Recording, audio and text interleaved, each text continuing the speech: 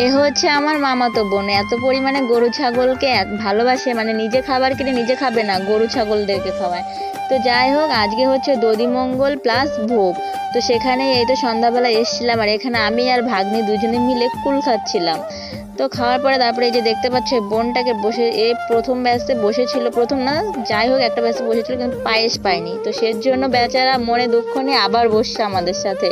তো যাই হোক, প্রসাদ খাবার পরে এই তো বাড়িতে চলে এসেছি, আর এখন আমাদের বাড়িতে বানানো হবে ঠেকুয়া। তো সের জন্য এখানে ফুল প্রিপারেশন নিয়ে এনে ঠেকুয়ার যা মানে যেগুলো দিয়ে বানাতে হয় সেগুলো এখানে তৈরি করা হচ্ছে। আর এইদিকে আমার দিদন করে দিচ্ছিল, আমি এখানে ডিজাইন করছিলাম, আর আমার মা এখানে ভাজছিল। ঠেকুয়া খেতে কিন্তু বেশ ভালো লাগে।